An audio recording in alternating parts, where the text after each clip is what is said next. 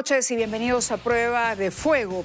A esta hora de la noche, el expresidente Martín Vizcarra se encuentra en la carceleta del Poder Judicial.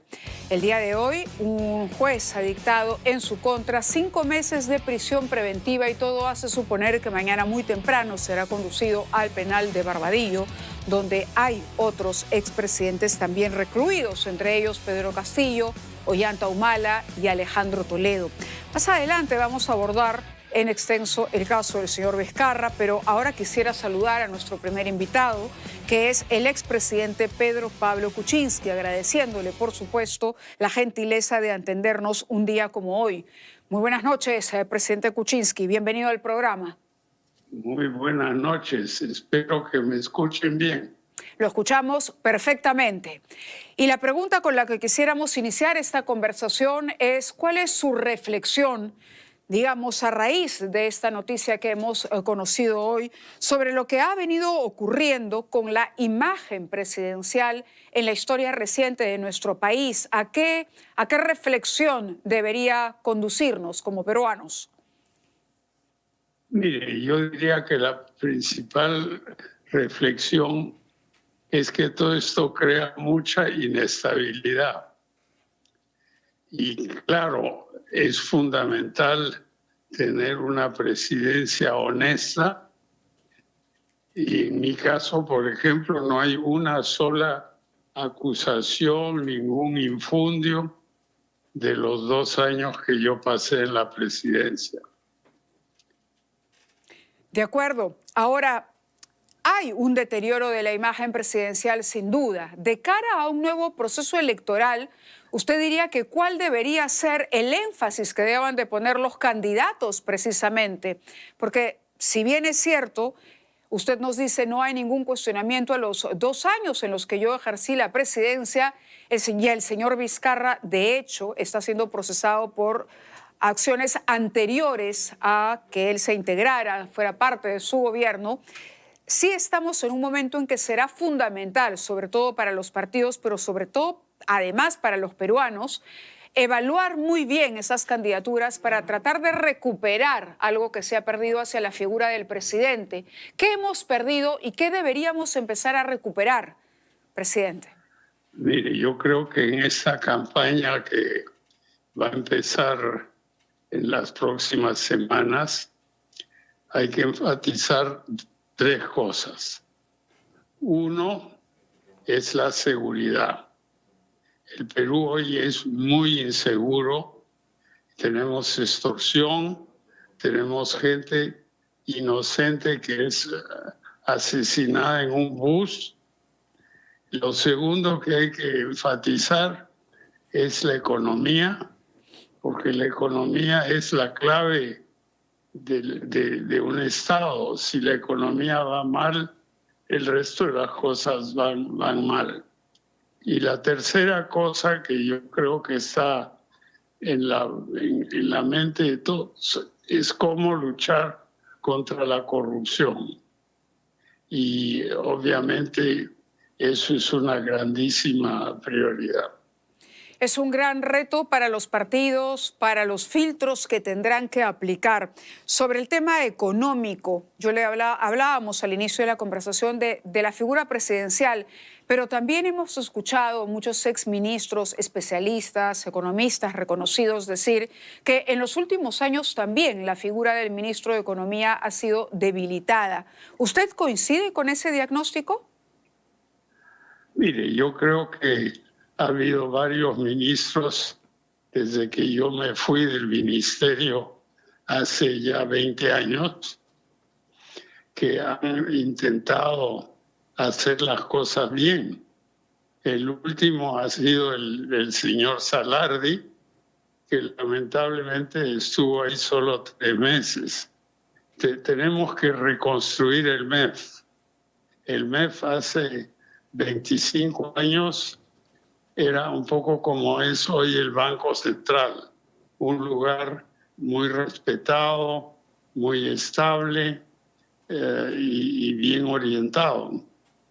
Y lamentablemente con los cambios frecuentes eso se ha perdido y lo tenemos que restablecer. Usted habla de una reconstrucción del MEF, pero ¿qué pasa con un gobierno que, como todo hace suponer, también se inaugurará el próximo año con un Congreso fragmentado?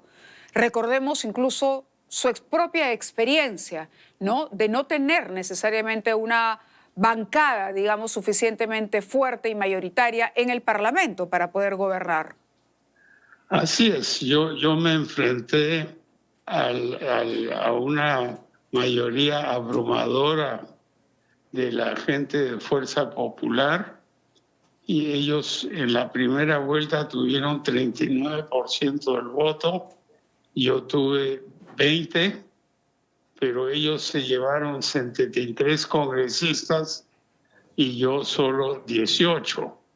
Eso se debe a lo que se llama la cifra repartidora que le da al ganador un plus. Eso hay que terminar con eso. Es una disposición que tiene buenas intenciones, pero al final generó una dictadura, ¿no? Una dictadura parlamentaria, diría usted en ese momento, Sí, una dictadura parlamentaria. sí. ¿Qué es lo que percibe hoy cuando se habla de lo mismo, además?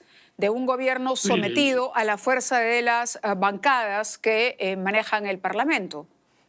Mire, el Parlamento es un símbolo de la democracia, pero lo que le falta es un sentido de responsabilidad. Por ejemplo, en este momento hay más de 6 o 7 propuestas legislativas creando más exoneraciones de impuestos. Entonces, con eso no vamos a poder funcionar. Y lo que tenemos hoy, que es muy bueno, es un entorno internacional más o menos favorable, con muy altos precios para el oro, la plata y el cobre también algo, ¿no? Y es un momento que deberíamos aprovechar para rellenar las arcas, como lo está haciendo el Banco Central con las reservas internacionales que han llegado a un récord. Bueno, la independencia del Banco Central de Reserva ha sido, sin duda, algo que ha permitido la estabilidad de la macroeconomía, sobre todo peruana, que ha sido algo, además, aplaudido desde otros países también. Pero volviendo a reflexionar sobre la figura presidencial y sobre todos estos procesos que vemos, por ejemplo, usted trabajó también con Alejandro Toledo. Alejandro Toledo está ahora en el penal de la Diroes, a donde mañana será trasladado Martín Vizcarra. Y la pregunta es, ¿qué rol está jugando la justicia en esta historia? Porque por un lado uno diría, ok, la justicia alcanza a todo aquel que de pronto cometió un error, como el caso Vizcarra el día de hoy, pero también se habla de una politización de la justicia, su caso, por ejemplo. ¿Cómo lo analiza a la luz de lo que viene ocurriendo y de los últimos procesos que hemos visto contra altos dignatarios? Mire, mi caso es algo manufacturado por la vorágine que hubo con el caso Lava Jato. En mi casa no han encontrado nada, no hay un solo testigo. Y el otro día me tenía que ir a ver a mi esposa y ir a la clínica y me pararon en el aeropuerto y no tenía ningún orden de impedimento de salida, ¿no? Después me han quitado parte de mi pensión para supuestamente hacer una reparación sin que haya ninguna acusación, sin que haya nada salvo investigaciones altamente politizadas. Entonces, aquí tenemos que bajar un poco el tono y ser mucho más cuidadosos, porque si no, el Perú va a aparecer como un cementerio para gente de bien que trata de hacer las cosas. Si lo pensaría de nuevo, ¿usted volvería a postular a la presidencia? Es decir, si pudiera retroceder en el tiempo, ¿volvería a postular? Mire, yo voy a cumplir 87 años ahora. O No, yo sea lo sé. que eso no es una posibilidad. No, no estoy hablando de Pero hoy, presidente. Estoy hablando no, de si pudiera retroceder, ¿usted se arrepentiría y no tomaría la decisión de postular como en aquel momento? Digo, si uno tuviera una máquina del tiempo que pudiera trasladarnos al pasado de pronto. claro, yo si tuviera una máquina del tiempo tendría una bancada mucho más fuerte, más numerosa, y si no tuviera la perspectiva de eso, obviamente no me lanzaría.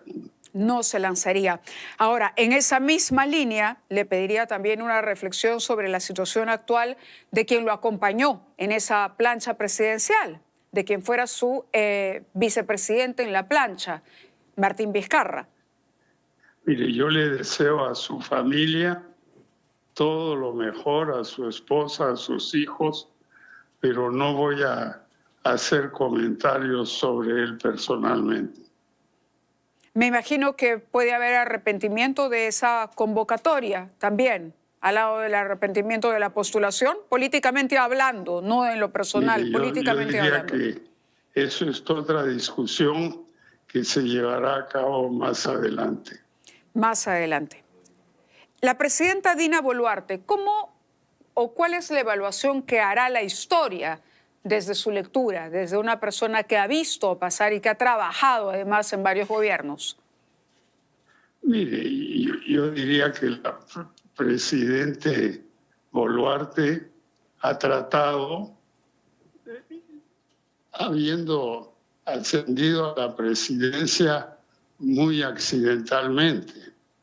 Eso ha sido el gran obstáculo que ha enfrentado. Pero yo creo que los medios la patean muy fuerte y yo creo que es mejor dejar que el gobierno gobierne y nos despoliticemos un poquito, ¿no? ¿Cree que son injustas las críticas, por ejemplo, sobre el tema de los relojes, el tema de las cirugías, los viajes, entre otros, que se le imputan? Mire, yo creo que hay que decir la verdad, ¿no? Y si uno va a tener una cirugía, dice, me voy a internar en la clínica tal por unos días y espero salir de ahí mejor, ¿no? Y los relojes, pues fue obviamente una estupidez haber hecho eso y mostrarlos así con tanto entusiasmo. Y después hubo todo el tema de los walkies y Oscorima y compañía. Eso no le hace bien a la presidencia. Sin duda. Una pregunta importante. Hoy se ha promulgado también la ley de amnistía para policías y militares. ¿Usted la hubiera firmado? Yo estoy de acuerdo con esa ley porque, mire, la batalla contra Sendero fue hace más de 30 años y los que cometieron crímenes hace tiempo que han sido castigados, han estado en la cárcel años y años.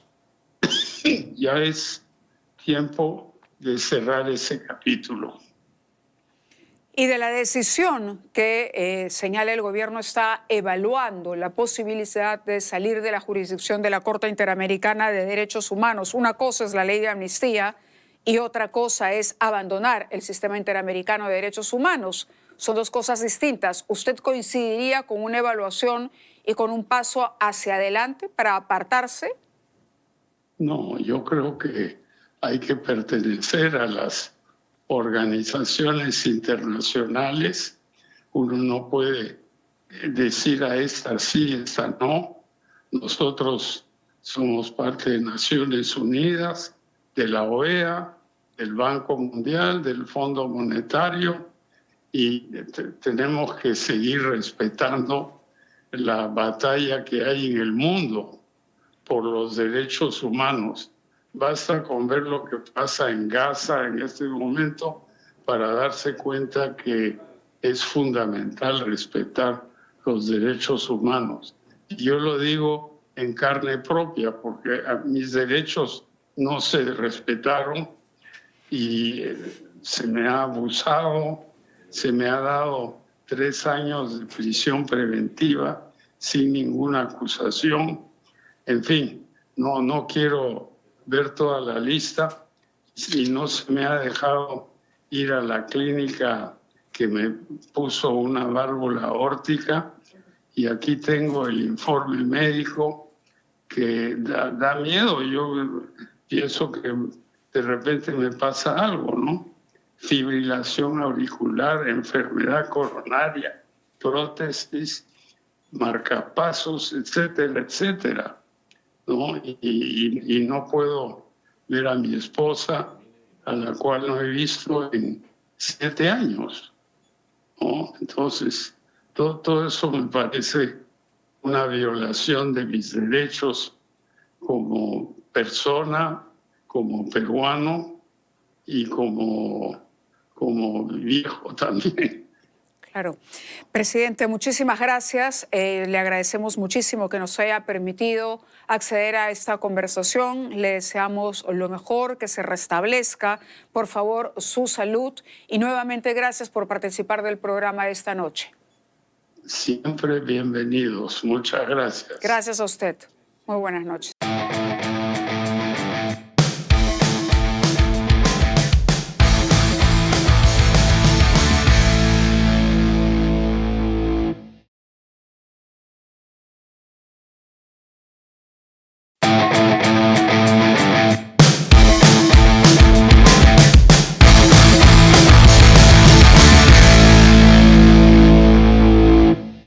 Muy buenas noches, bienvenidos a Prueba de Fuego. Nosotros nos encontramos aquí en el marco de la realización de Perumín, la cumbre minera más importante de nuestro país, cuyo invitado especial es el expresidente Mauricio Macri. Mauricio Macri tiene una historia tremenda, una historia familiar riquísima que la comparte a través de un último libro que desde ya les recomiendo leer, pero además tiene experiencia en liderazgo en el sector privado y en el sector público. El día de hoy ha conversado sobre ello, ha tenido una charla magnífica frente al auditorio, pero está con nosotros aquí en RPP para esta entrevista en exclusiva. Bienvenido, muchas gracias por estar con nosotros. Muchas gracias, Mávila, por invitarme. Acá estamos. Bueno, queríamos hablar un poco de la revolución que usted plantea en la introducción justamente de este libro, que dice: a partir de los años 90 el mundo empezó a cambiar. Y hoy está cambiando cada vez más rápido. En el Perú estamos viviendo un momento realmente de escepticismo y de pesimismo debido a nuestro problema político permanente, cambio de presidentes, falta de predictibilidad. Aún cuando nos reconocemos como un país rico y con muchos valores, nos preocupa qué es lo que venga en el futuro. Sobre todo que el joven haya perdido confianza en el sistema democrático. ¿Por qué la democracia es, a pesar de sus falencias en este mundo polarizado, la mejor alternativa? Porque es la que nos garantiza la libertad.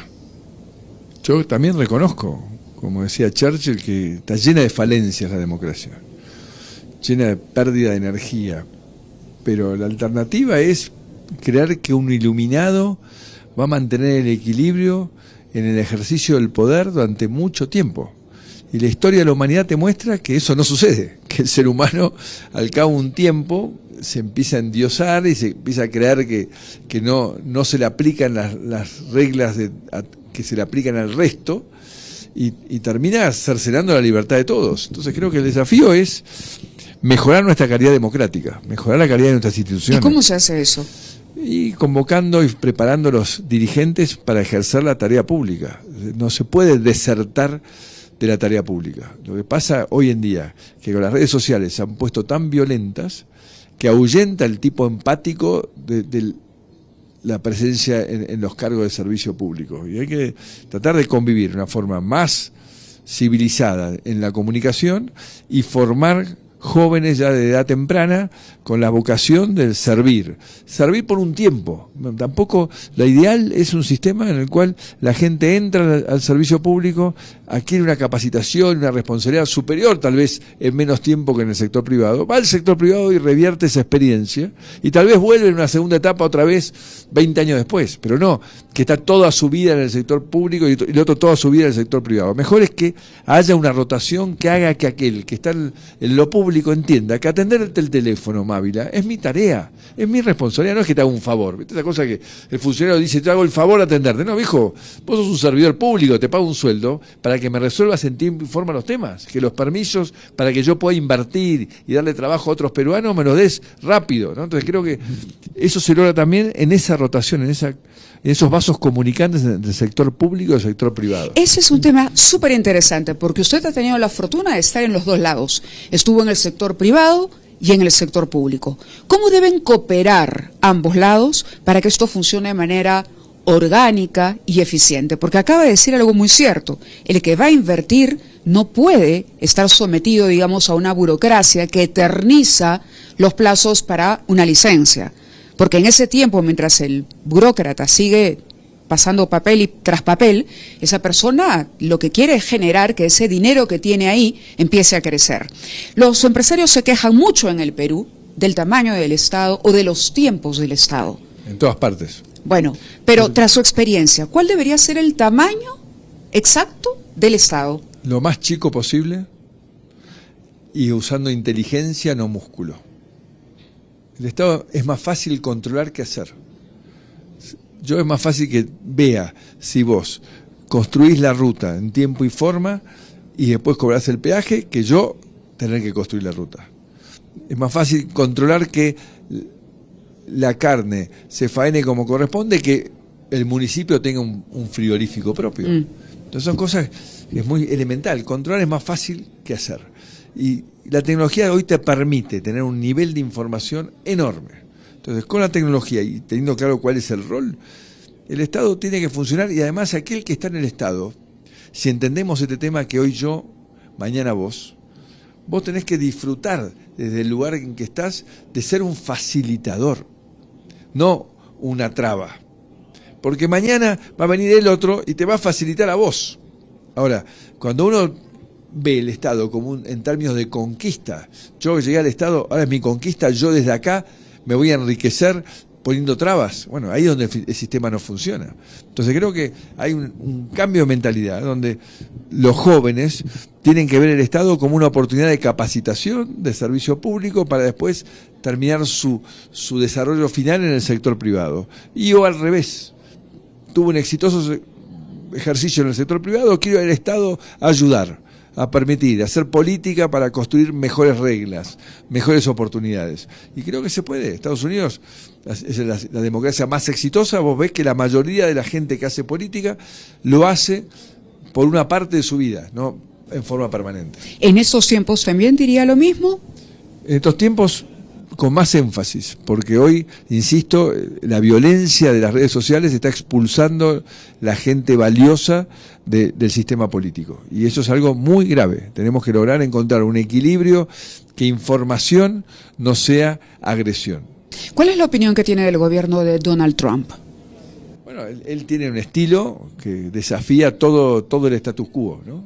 Él es un tipo de liderazgo que genera desde el conflicto una nueva solución, que es parte de esta forma que tenemos que lograr matizar para que más gente se quiera involucrar en la actividad pública. Hay otros dos enemigos de la democracia, finalmente, y de la eficiencia de un sistema que conduzca al desarrollo: la corrupción y el populismo. ¿Cómo los enfrentamos? Están hermanados, ¿no? El populismo es corrupto. Lo enfrentamos potenciando el mensaje, la narrativa de que lo que nos hace felices es el desarrollo personal, no lo que nos quiere regalar un populista. Tenemos que lograr que cada peruano diga: no me regales nada, no quiero que me regales el pescado, quiero que me enseñes a pescar. Esta es la clave. ¿Por qué? Porque el regalo es como una subestimación, ¿no? El regalarte es como decirte: vos no sos capaz de. Y la gente quiere ser capaz de, quiere sentirse útil, quiere sentirse parte. Entonces creo que hay que combatir el populismo desde ese lugar, porque el populismo avanza en base a predicar el resentimiento. Aquel que no tiene, le decís no tenés porque aquel tiene mucho, y le dice yo le voy a sacar a ese y te voy a dar a vos, y lo que termina haciendo es empobreciendo a todo el mundo. Donde ha llegado el populismo, donde se ha desarrollado el populismo, en la Argentina es el peor ejemplo. Quinto país más rico del mundo, hoy no estamos en los 50. Por culpa del populismo. Absolutamente. Y de la corrupción. Y bueno, el populismo trae corrupción, pero el populismo quiere llevarse para ellos mismos. Ellos ven el Estado como un botín. Entonces reparten una parte y se quedan con otra. Y como vos dijiste en la conferencia, despilfarran. Lo peor es que despilfarran, porque el populismo no es lo más grave. La corrupción es gravísima, pero lo más grave que eso es que para robarse 10, tiran 100. Porque no tienen ningún criterio en dónde asignar los recursos. Y nos dejan sin futuro, porque el populismo te dice, yo te garantizo un mejor presente, dame todo el poder. No tengamos congreso, no tengamos justicia. Hoy, por ejemplo, me viene un tema particular que se discute en Perú, que es el 8º retiro, que ya se autorizó por el Congreso y el Gobierno, de los fondos de pensiones que hay en el sistema privado. El 8º retiro, 8 retiros. Eso es un desastre. Y claro, la justificación es, bueno, es mi dinero y yo puedo hacer con esto lo que me plazca en el momento que me plazca. Pero no estamos viendo que... El futuro. El futuro. Y que además la ciencia va a permitir que los hombres vivan mucho más. Y por lo tanto luego vamos a tener una población envejecida y empobrecida.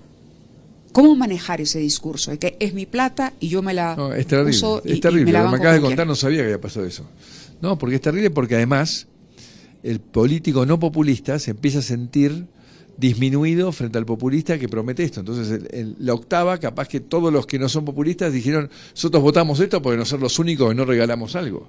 ¿No? Es gravísimo, por eso le digo que el sector privado tiene un rol crucial, la sociedad civil, un rol crucial en entender que tenemos que tener ahorro, tenemos que tener futuro, que no se puede vivir el cuento vivamos el presente, que uno siempre le decía a las jóvenes cuando quería seducirlas, tiene un límite, porque si consumimos todos nuestros ahorros, todas nuestras capacidades hoy, el día que nuestras energías menguan, ¿cómo haces para vivir? ¿No? O sea, cuando llegue ese momento, esos 8 retiros, la gente lo va a sentir, la jubilación no le va a alcanzar. La justificación para el primero y para el segundo fue la pandemia. Ahí correcto. Ahí empezó. En Chile se hicieron 3, en Perú ya vamos 8. Yo no sabía esto. Esto es gravísimo. Sí, 8 retiros. Esto es totalmente contrario al majestuoso equilibrio que tiene en el Banco Central.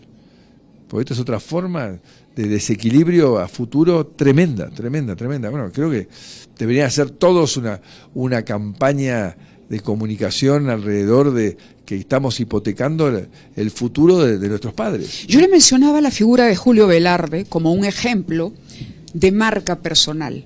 Julio Velarde es desde hace ya varios años presidente del Banco Central de Reserva del Perú. Es el que mantiene... ¿Cuántos años que está?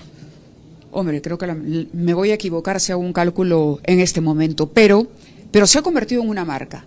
Su nombre está asociado a estabilidad, a control de la inflación, a previsibilidad, a confianza. Mientras esté Velarde ahí, la gente siente que el banco será bien manejado y que la inflación estará controlada. El rol del ministro de Economía, ¿cuál debe ser? El de tratar de, conviviendo con la estabilidad monetaria, hacer una correcta administración de los recursos de acuerdo a las instrucciones del presidente.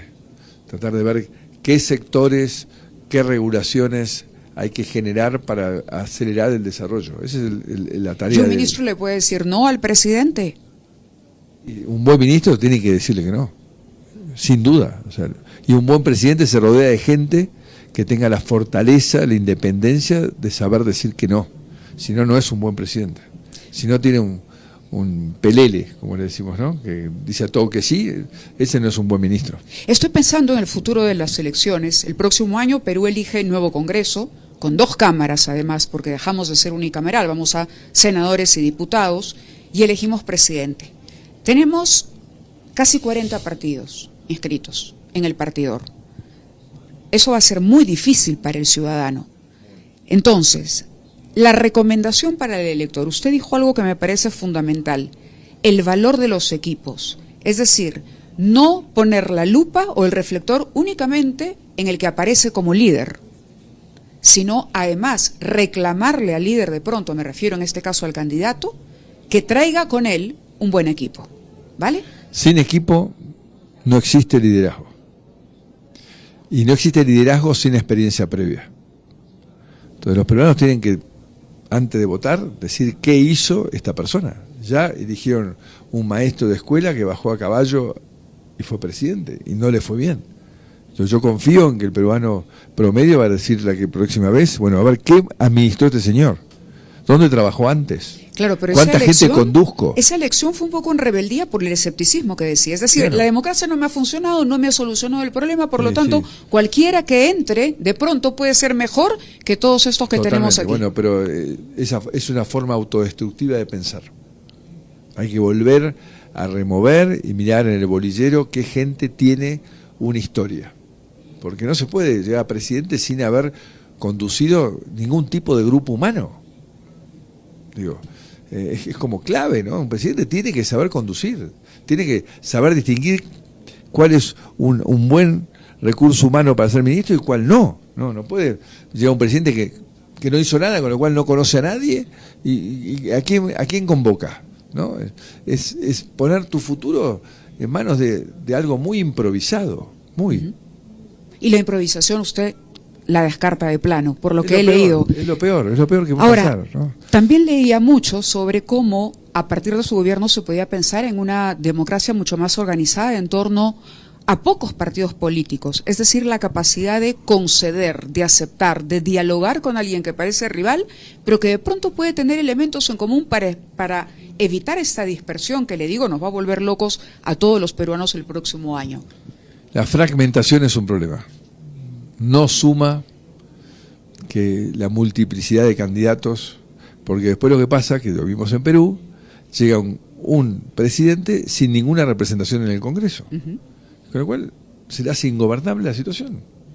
Por las buenas razones o por las malas razones, terminan mal. O sea, la realidad es que uno tiene que llegar acompañado de un equipo que también convoque gente que esté dispuesta a ir al Congreso, gente que sea capaz de ir al Ejecutivo, gente que tenga diálogo con la fuerza de la producción. Si no, no hay manera de conducir. Es muy grande un país, es una responsabilidad maravillosamente grande. Yo sé que tiene el tiempo recortado, la agenda apretada, pero tengo dos preguntas. La independencia de la justicia, la independencia de los poderes, la autonomía de las instituciones y la libertad de prensa.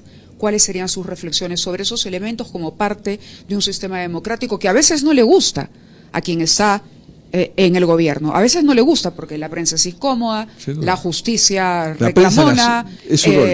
¿Correcto? Sí. La transparencia exige que yo esté permanentemente rindiendo cuentas, pero vamos, sin esos elementos no hay democracia tampoco. Absolutamente. Ya lo contestaste vos, la democracia se basa en la independencia de los poderes. Y lo más importante, lo dije en la presentación, es mucho más importante un buen juez que un buen presidente. Tener los mejores jueces y una buena constitución es lo que garantiza que va a haber reglas y lo que garantiza que hay futuro para ese pueblo. Y hay que trabajar para eso. Los concursos tienen que ser transparentes, tienen que ingresar gente capacitada, idónea, no los amigos de los políticos, y tienen que estar muy bien pagos.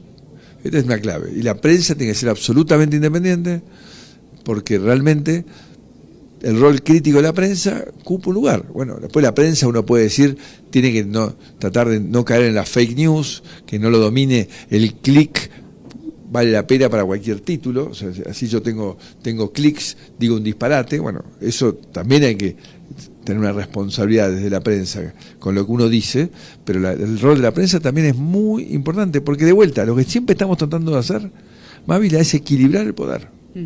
El poder es una herramienta maravillosa para construir, pero corrompe.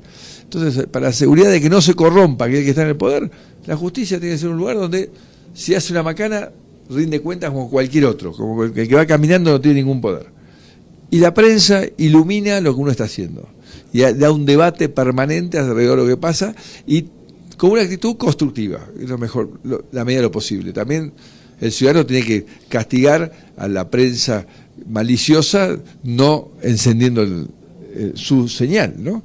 Y derivarlo a aquel que da un mensaje. Pero hablo del rigor, y eso es importantísimo en tiempos de redes sociales y de clics. Sí. El rigor. El rigor, investigar. El periodista tiene que investigar, tiene que hacer una investigación rigurosa antes de comunicar algo. No se puede dejar correr porque el otro dice un disparate, yo tengo que hacer un disparate mayor para que alguien me preste atención, ¿no? También uno tiene que apostar a lo correcto versus lo conveniente, y que lo correcto termine imponiendo que la gente diga, no, yo escucho a este periodista porque sé que es 90% creíble, ¿no? Este otro chanta que es 90% no creíble, ¿no? Uh-huh. Bueno, su mensaje final a nuestros televidentes, nos están viendo por la señal de RPP, y al país en general, que ha estado muy contento de recibirlo y escucharlo el día de hoy. Bueno, primero, gracias por la invitación. La verdad que es un pueblo muy afectuoso el peruano. Tengo maravillosos recuerdos, decía hace un rato, desde el negro Meléndez con la 2 de Boca, más cercanamente como presidente de Boca, al Ñol Solano y a el Chino Pereda. Pero sobre todo un enorme, infinito respeto por el gran Mario Vargas Llosa, que me supo escuchar, apoyar, acompañar tantas veces, ¿eh? Un ser extraordinario, y su hijo y su familia. Así que a todos decirles que Perú va para adelante. Están en un momento bisagra donde tienen que trabajar en mejorar la calidad institucional para que todo lo que han avanzado y crecido no se malogre, pero van por el buen camino. El desarrollo de la actividad privada les ha dado nuevas oportunidades, todavía falta para sacar a todos los peruanos de la pobreza, pero este es el camino y se va a potenciar si ustedes mejoran sus instituciones, como hablamos recién con Mávila. Gracias a todos. Gracias nuevamente.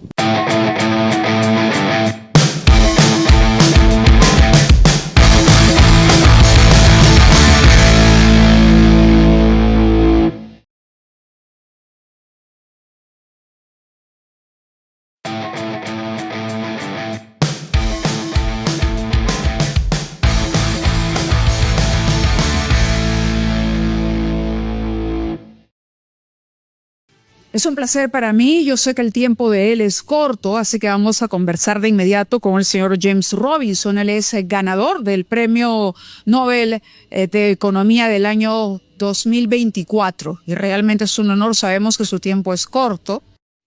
Leía por la mañana que usted ha dicho que elegir a Pedro Castillo fue algo fantástico y ridículo al mismo tiempo. ¿Podría explicarnos?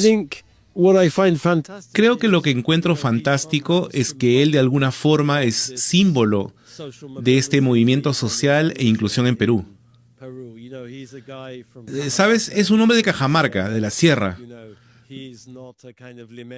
No pertenece a la élite limeña. Es un símbolo de un cambio radical en la sociedad peruana. Creo que eso es lo fantástico. Lo ridículo es que no esté preparado para el cargo. No tiene la experiencia adecuada y se cayó casi de inmediato. Y sí, eso también es triste. ¿Esto es una prueba de que la democracia no es garantía de prosperidad? Creo que es inclusiva. Mi investigación muestra que la democracia es buena para la educación, para la prestación de servicios públicos, es buena para el crecimiento económico, pero no es una varita mágica. Hay muchos tipos de democracia. La democracia puede ser corrupta, puede ser clientelista. Hay que construir instituciones para que la democracia funcione bien. Hay muchos tipos de democracia. Creo que es un comienzo, pero la democracia siempre es un trabajo en progreso. También ha sido bastante crítico con Alberto Fujimori. Bueno, no creo, ¿sabes?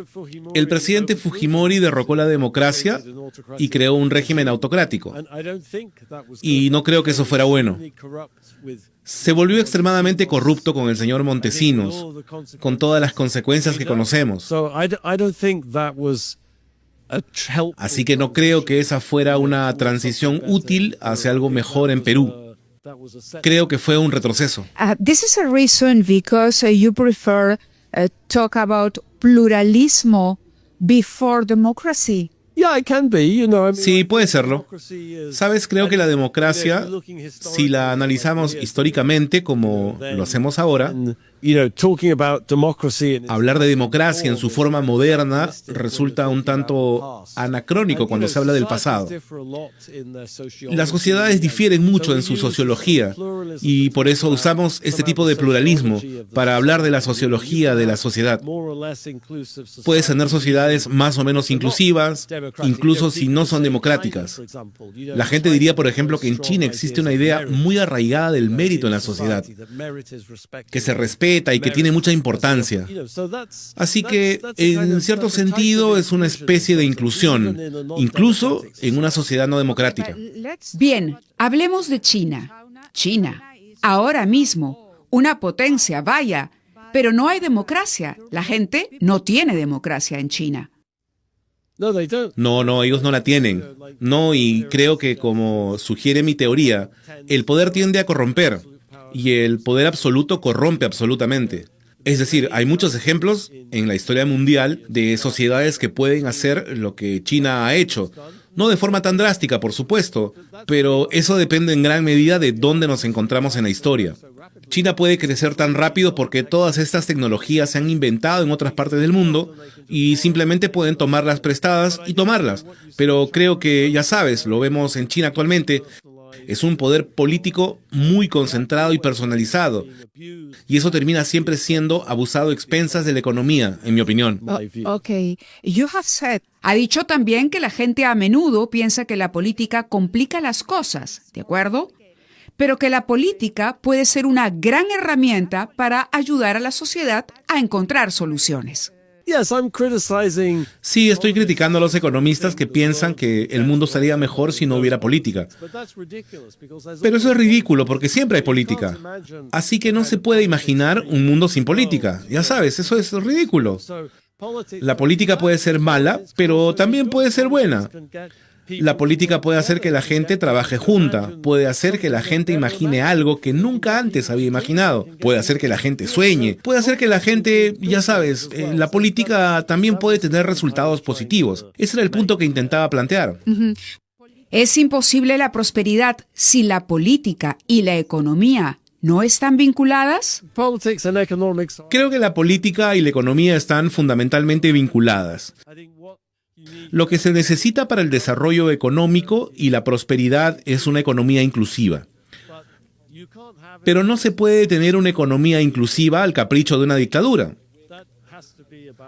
Esto también tiene que ver con el poder político inclusivo y las instituciones políticas inclusivas. Para mí, la economía se construye políticamente. Ahora bien, claro, la sociedad es muy compleja. Hay muchos factores que influyen en la sociedad y en su naturaleza. Acabo de mencionar el mérito. La cultura puede influir en la sociedad. Muchos factores pueden ser importantes. Pero en las ciencias sociales intentamos observar la tendencia general. Y eso es lo que describo. Pero, por supuesto, siempre se puede encontrar una circunstancia que no parece encajar porque Singapur es una pequeña ciudad-estado. Tiene un líder brillante, a quien no le importa el dinero y que quiere desarrollar a su país. Genial. Si lo consigues, ¿dónde encuentras a esa persona en Perú?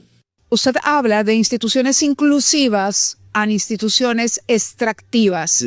¿Cómo hacer instituciones inclusivas cuando la historia del Perú y la institucionalidad fue desarrollada y organizada por las élites luego de la colonia? Sí, yo creo que esa es la historia del Perú, es la historia de Latinoamérica. Saben que el poder político se está concentrando y que la economía se está organizando de forma extractiva con monopolios y todo tipo de cosas que todo latinoamericano conoce. Y saben que Latinoamérica tiene que hacer una transición hacia instituciones más inclusivas. Pero saben que eso está sucediendo. Latinoamérica es mucho más democrática que nunca. Saben que, claro, todavía hay mucha desigualdad. Claro que la movilidad social es demasiado baja, pero creo que es un proceso. No se deshacen de cientos de años de historia de la noche a la mañana. Eso lleva tiempo. Muchas cosas tienen que cambiar. Las aspiraciones de la gente tienen que cambiar. La forma en que las personas se relacionan tiene que cambiar. La comprensión que la gente tiene de la sociedad tiene que cambiar. Y eso lleva tiempo en Latinoamérica. Eso ha estado muy arraigado durante cientos de años. No va a suceder de la noche a la mañana, pero creo que si miramos a nuestro alrededor, está sucediendo. Ok, también se ha pronunciado sobre los indicadores de la economía, es decir, no siempre un PIB garantiza realmente que la prosperidad llegue a las personas. It's just a number. Income per capita? El ingreso per cápita es solo una cifra, sí, pero consideremos la pobreza, por ejemplo, o ya sabes, podríamos considerar otras dimensiones como la salud de las personas, la esperanza de vida, la mortalidad infantil, o creo el desarrollo humano. Esta noción de desarrollo humano se ha utilizado para intentar que esa cifra se centre en cosas que realmente importan a la gente en lugar de una cifra. ¿Sabes? Si nos preocupamos por la mortalidad infantil y la esperanza de vida, por la salud de las personas, por la educación y el acceso a los servicios, así que creo que esa es mi forma de pensar. Y esos factores se mueven juntos, la pobreza y el ingreso per cápita.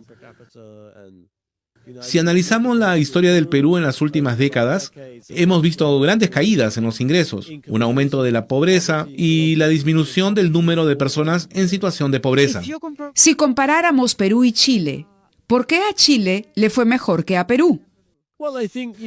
Bueno, creo que para mí lo más importante es que después de la dictadura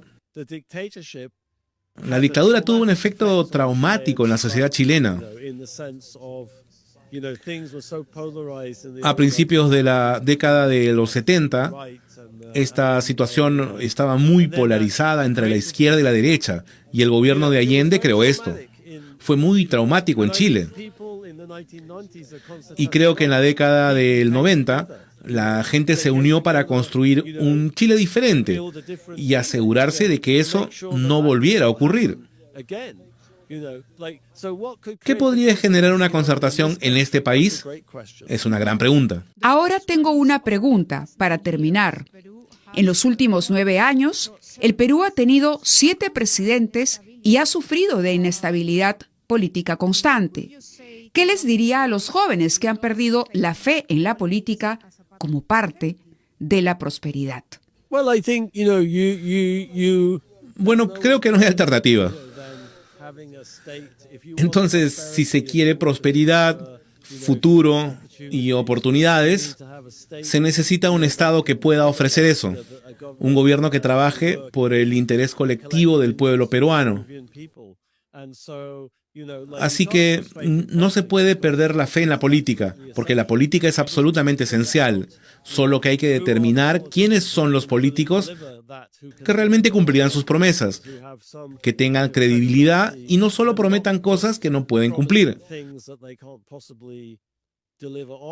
sino que prometan lo que es realista y factible. Deberían ser optimistas pero críticos. Ok, bien. ¿Existe una oportunidad para nuestro país? Sí, absolutamente sí. Para promover la prosperidad, incluso a pesar de la informalidad, por ejemplo, hablamos del 70% en el Perú. Mencionó 2 casos, Yambal y Aje, por ejemplo. Como estos 2 proyectos incorporaron finalmente esa fuerza informal para conseguir el desarrollo. ¿Está ahí la clave? Sí, absolutamente sí. Creo que hay oportunidades económicas, son millones y millones de peruanos, así que hay mercados, hay capacidad, pero hay que encontrar el modelo adecuado para trabajar y construir con eso. En mi opinión, no se debería pensar como intentaba proponer, no se debería pensar en el sector informal como algún tipo de patología.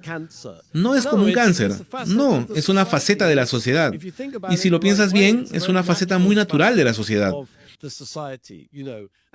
Y hay mucho margen para la creatividad, de la misma manera que, ya sabes, estaba haciendo una analogía con ceviche. Creo entonces que la creatividad es la clave, ¿eh? Sí, claro. Bien, muchas gracias. Me emociona mucho tener esta conversación esta tarde porque tuve la oportunidad de leer su libro. Y quisiera pedirle, por favor, si me lo puede firmar. Por supuesto, es un placer. ¿Lo haremos en directo? Thank you so much. Okay, well, I have to dedicate it, no? Please, my name is Mávila. Mávila. Oh, thank you so much. and welcome again to our country.